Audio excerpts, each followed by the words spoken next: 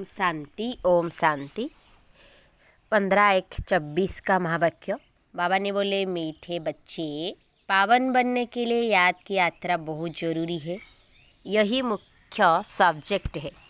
इस योग बल से तुम सर्विसेबल गुणवान बन सकते हो। प्रश्न है, तुम बच्चे जो योग सीखते हो, यही सबसे निराला योग है, कैसे? उत्तर है, आज तक जो योग सीखते या सिखाते आए वह मनुष्य के साथ योग जुटा, लेकिन अभी हम निराकार के साथ योग लगाते हैं।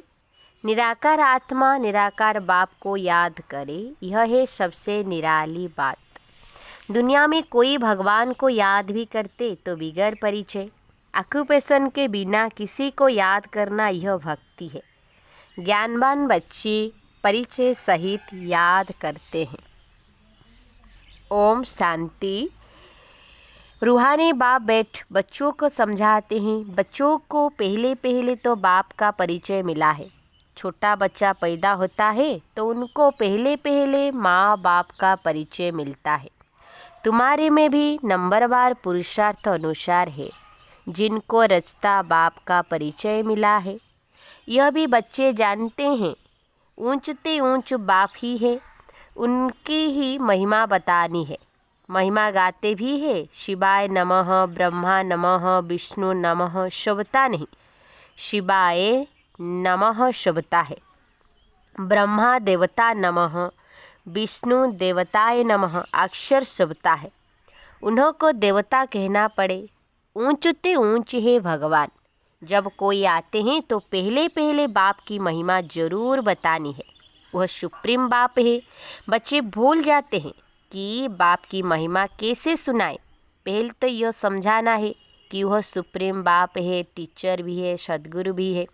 तीनों को याद करना पड़े। यूँ तो याद शिव बाबा को ही करना है। तीनों रूप में यह तो पक्का करना पड़े। तुम बाप की महिमा को जानते हो तब तो करते हो।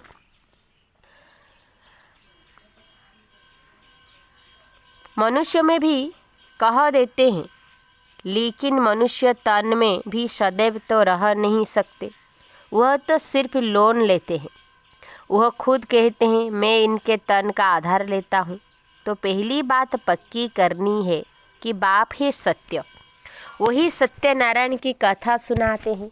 नर से नारायण सत्य बाप ने बनाया है। सतयुग में इन लक्ष्मी नारायण का ही राज्य था। वो कैसे बने, किसने बनाया, कब कथा सुनाई, कब राजयोग सिखाया, यह सब तुम अभी समझते हो। और सब योग होते हैं मनुष्य के साथ। ऐसा होता नहीं जो मनुष्य का योग निराकार के साथ हो, वह भी परिचय से। आजकल भल शिव से योग लगाते हैं, पूजा करते हैं, परंतु जानते उनको कोई नहीं। यह भी नहीं समझते कि प्रजापिता ब्रह्मा जरूर साकार दुनिया में होगा। मुझे हुए हैं, समझते हैं प्रजापिता ब्रह्मा तो पहले सतयुग में होना चाहिए। अगर सतयुग में प्रजापिता ब्रह्मा हो तो फिर सूक्ष्म वतन में क्यों दिखाया है? अर्थ नहीं समझते। यह साकार है कर्म बंधन में, वह है सूक्ष्म है कर्मातीत। यह ज्ञान कोई में भी नहीं है। ज्ञान देने वाला एक बाप ही है। वह जब आकर ज्ञान दे तब तुम दूसरों को सुनाओ। बाप का किसको परिचय देना बहुत सहज है, अलफ पर ही समझाना है। यह सभी आत्माओं का बेहद का बाप है। किसको परिचय देने में कोई तकलीफ नहीं है, बहुत सहज है।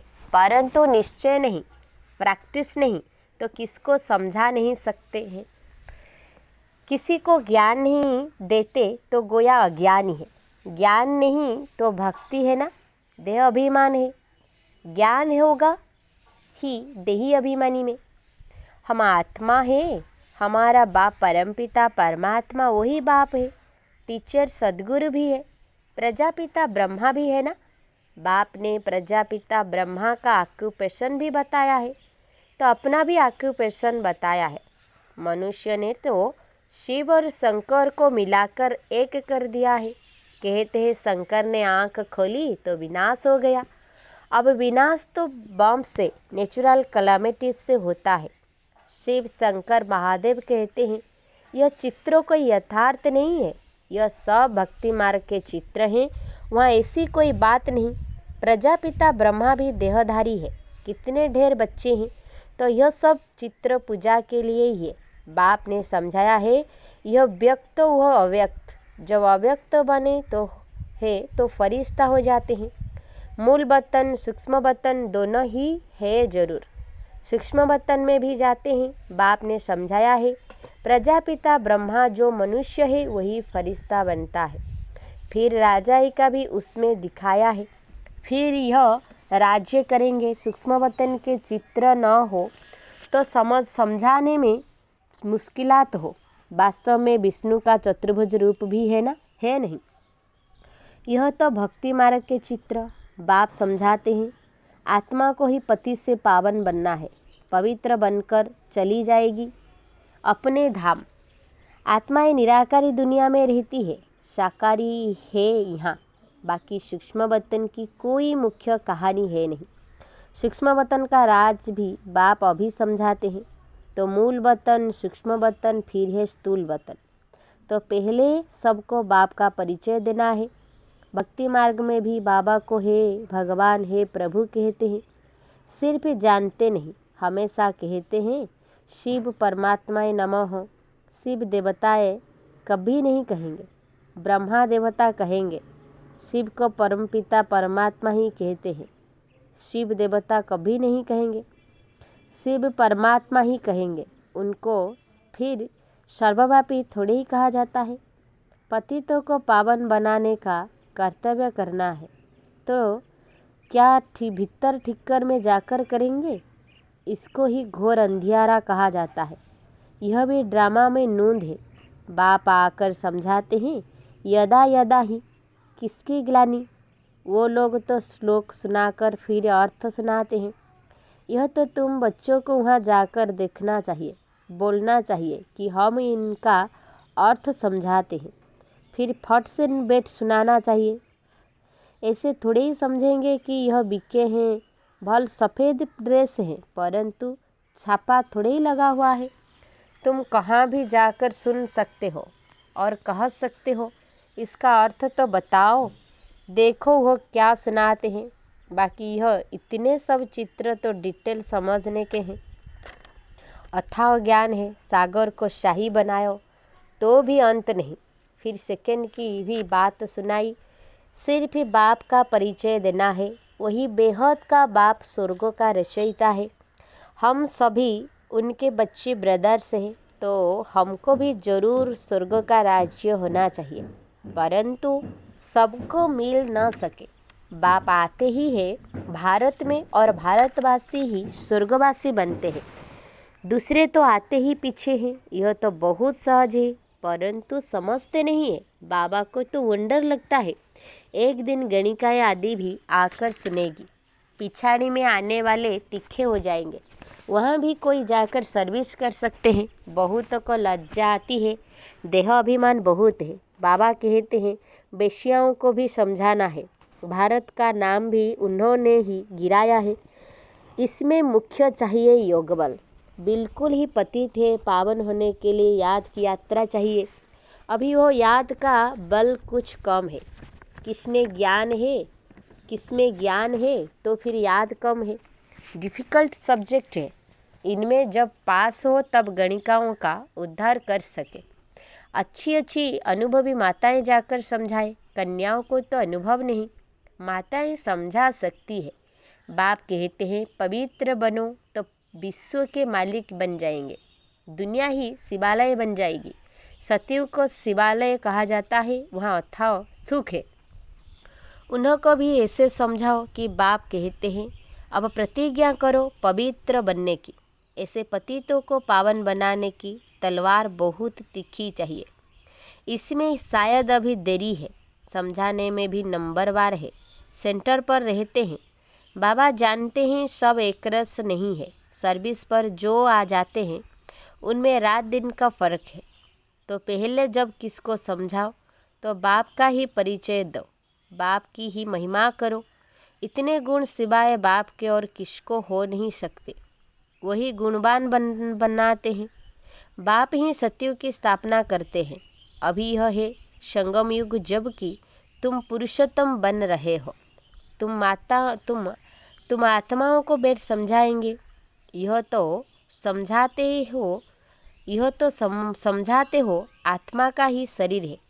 कहाँ तक कोई समझते हैं, यह शक्ल से मालूम पड़ता है। कोई मुड़ी होते हैं तो सारी शक्ल ही बदल जाती है। आत्मा समझ बैठेंगे तो शक्ल भी अच्छी रहेगी। यह प्रैक्टिस होती है।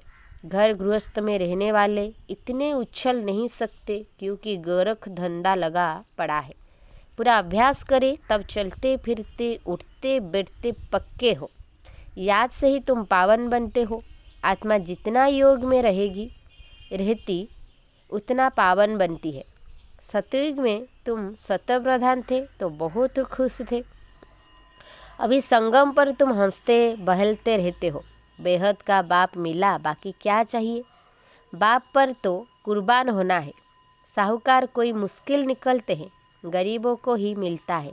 ड्रामा ही ऐसा बना हुआ है, धीरे धीरे वृद्धि को पाते रहेंगे।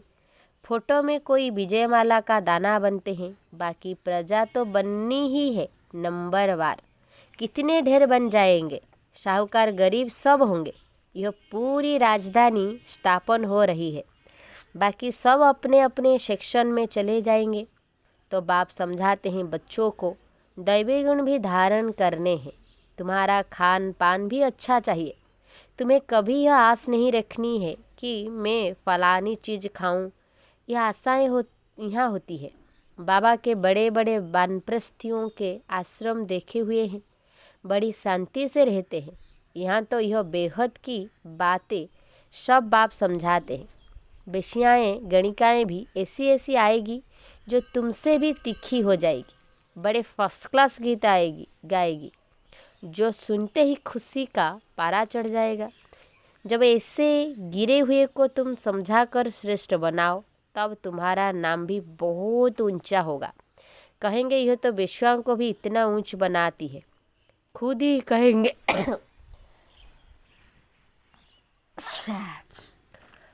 कहेंगे हम शूद्र थे, अब ब्राह्मण बने हैं, फिर हमसो देवता क्षत्रिय बनेंगे। बाबा हर एक को समझ सकते हैं कि यह कुछ उन्नति को पाएंगे व नहीं। पिछाड़ी में आने वाले उनसे आगे चढ़ जाएंगे। आगे चलकर तुम सब देखेंगे। अब भी देख रहे हो नए बच्चे सर्विस में कितने उछलते हैं। अच्छा, मीठे मीठे सिकिलधे बच्चों प्रति माता पिता बाप दादा का याद प्यार और गुड मॉर्निंग। रूहानी बाप की रूहानी बच्चों को नमस्ते।